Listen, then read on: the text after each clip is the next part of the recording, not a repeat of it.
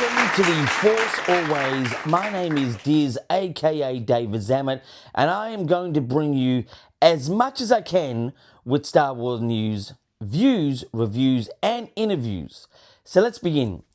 There is reports out there at the moment that Disney and Lucasfilm, which is pretty much the same thing, are trying to reclaim their mid-teen male and mid-20s male fans back. That is a piece of news, just to let you know. And more about that later in the interview section of this particular episode. The only other piece of news I've got is Admiral Thrawn, by the lead creator by Admiral Thrawn. I forgot he's a book writer. Zorn Zantz. Whoever created Admiral Thrawn is sort of suggesting that the amount of Admiral Thrawn is lacking and needs to be sort of pretty much, put out there a bit more.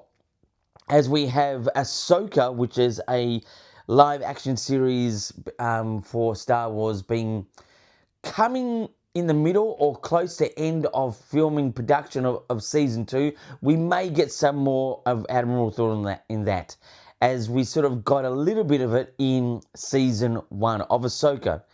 And just to explain what Ahsoka is the apprentice of Anakin Skywalker. This is all characters I'm talking about. The apprentice to Anakin Skywalker before Anakin turned to the dark side, becoming Darth Vader. Now, that's a bit of a spoiler there, just to let you know. But anyway, that's pretty much the news. Now, views. Views is my story ideas. Just my input about story ideas. What I would like to view as my story, something in Star Wars. Let's extend to something that I've been saying a while, and for something I said last week. I said Episode 10 does need to include the character Rey, which is played by Daisy Ridley. But I really want to sort of really get across that I think this character really needs to be taken on in a really bullied way, and really, aggressively taken revenge on, almost to the level. I'll give you an example of what I'm talking about. So you need to have somewhere in episode 10, not too much, because you don't want to really get all the fans crazy, because this is, Rey, and Disney's trying to influence us all again and stuff like this, which is not my opinion, as is being heard that way. But I think if you'd have set up Rey being taken revenge upon in a way like, if you remember the original RoboCop that came out in the 80s, the way those criminals, villains, took revenge and, destroyed this police officer, in which created RoboCop, it was a deeply psychologically moving thing, and it really sort of had you felt for that person and that cop, the police officer who became RoboCop. That type of level, that type of understanding of being bullied for Rey in episode 10 is what I'm talking about, which will create a very good understanding where Rey is now. Because Rey, technically, at the end of episode 9, pronounced herself as a Skywalker, but is actually a Palpatine. Palpatine is the Emperor, the guy that just created all this upheaval, Star War in Star Wars all this time. And, for someone who is connected to that, should be really the villain.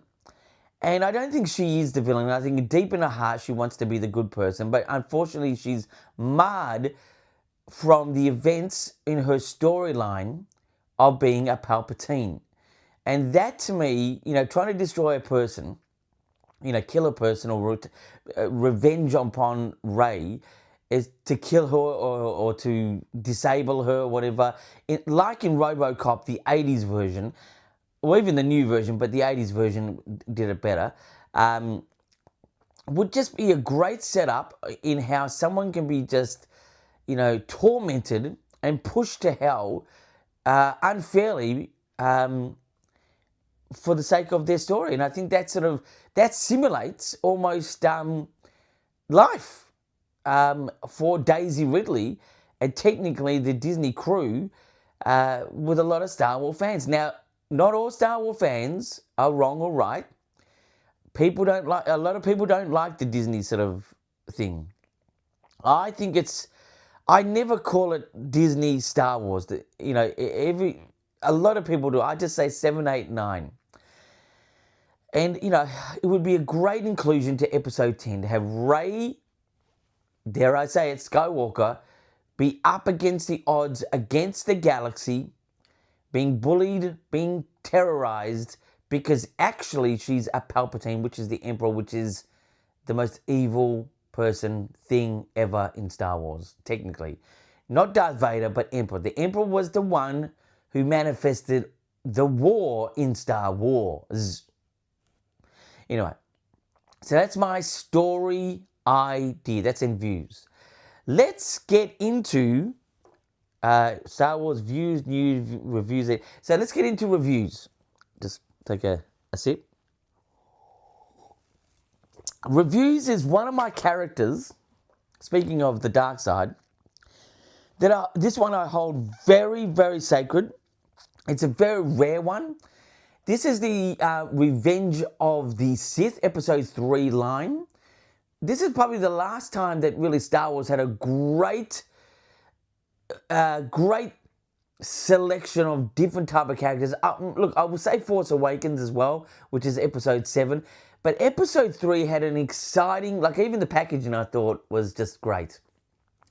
This particular character is this. He's what we know as the Blue Emperor's Guard. This was, they were technically red. When we saw them first time, it was in Return of the Jedi, and they were red. Emperor's Royal Guards, red. But they started off to be blue. There was blue and there was a little bit of red coming through. So they started off like this. And if you look really, really closely, their helmet design really does sort of give that old gladiator sort of look, and how this particular character evolved in its costume and its look and its color. But if you look on the side there is a red and blue version, if you can sort of see amongst the reflection of lights here. But this here is, to me, a 10 out of 10 in rarity. And I snapped this up. I got this on my own in a toy store. I think it would have been Toys R Us. So this one here is the Revenge of the Sith line, episode 3. It's the Emperor's Guard. They're calling him Senate security, but this is a rare one to have. So it's a 10 out of 10 for me for this one here. I've got a stack of Revenge of the Sith figures, and I will be going through them, no doubt, more and more and more and more. Anyway, so that's a 10. That's my review for this week. Let's get into interviews. Interviews will be a question to myself. Got myself exclusively again. What do I think about the loss of male fans in the Star Wars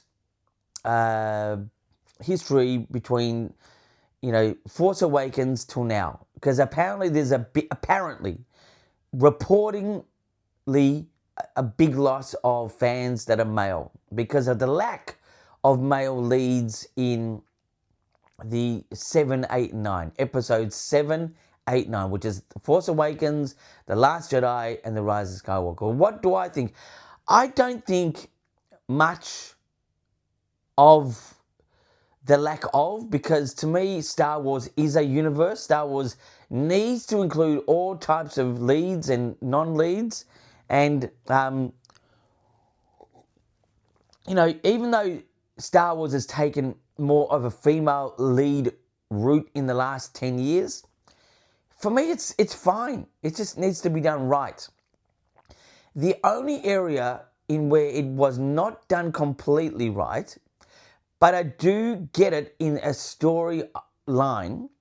As I've said to you, I think last week, Daisy Ridley's character Ray, all of a sudden, was confronted by the Emperor and known as Emperor's granddaughter in the whole of episode 9 with no lead up in episode 8. A lead up would have added a bit better of a story arc for that, Ray and the Emperor.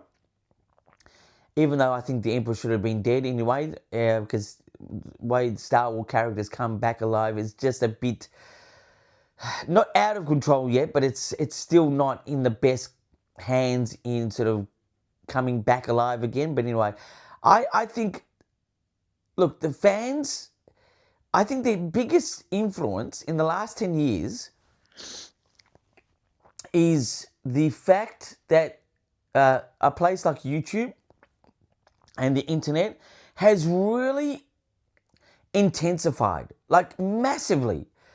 I started my channel almost 10 years ago with not much success to it to this day in the form of viewership or subscribers. But, for me, I just do it. I do it because it's the force always.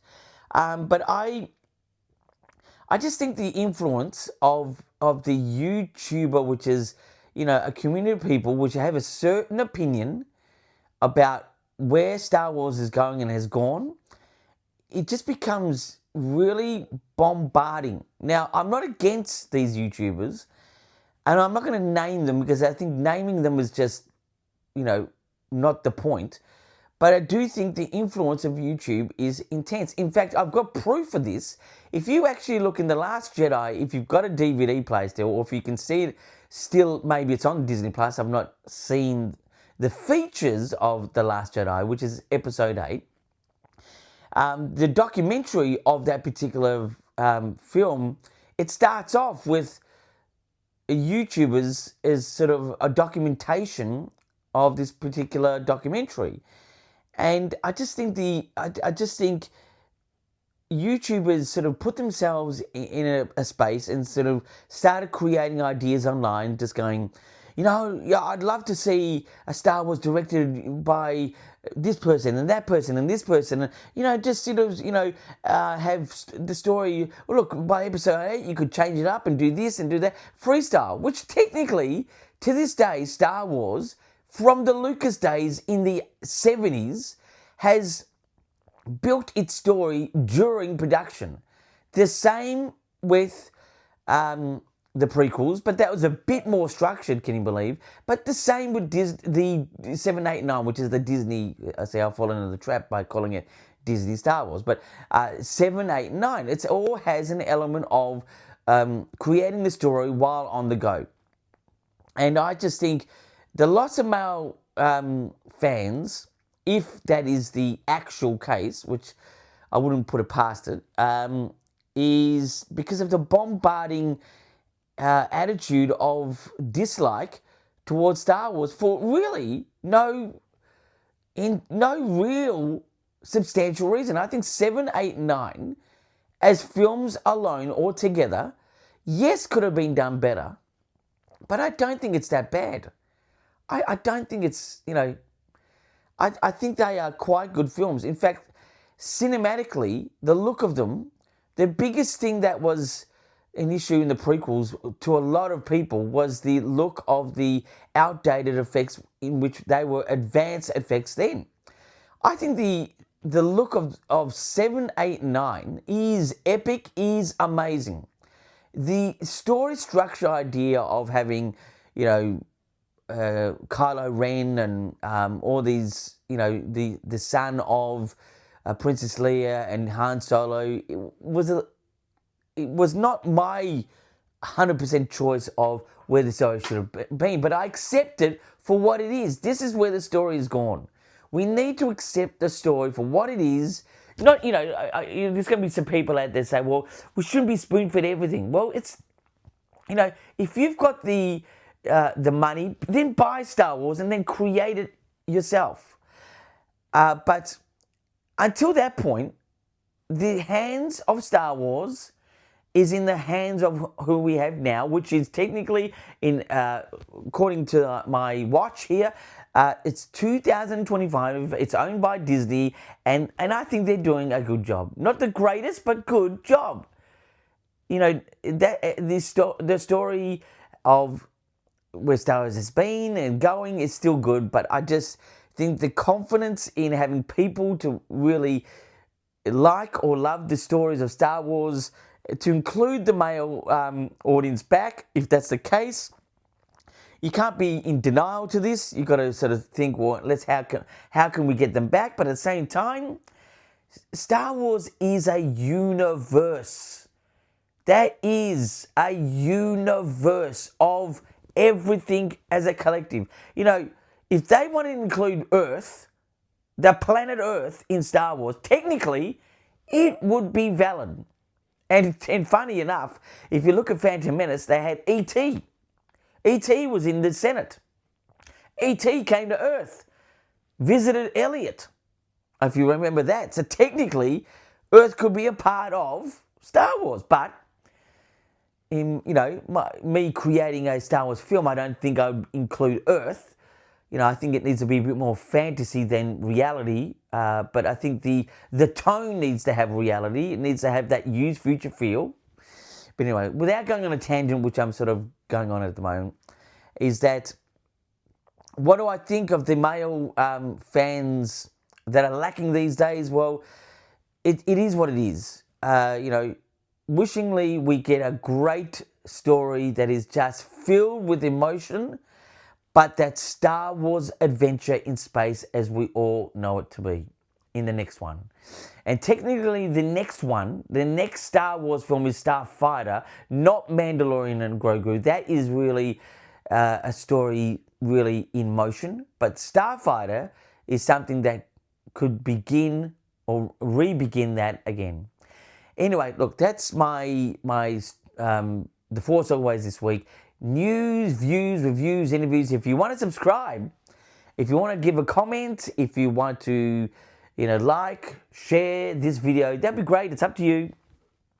But until next time, my friends, keep rocking.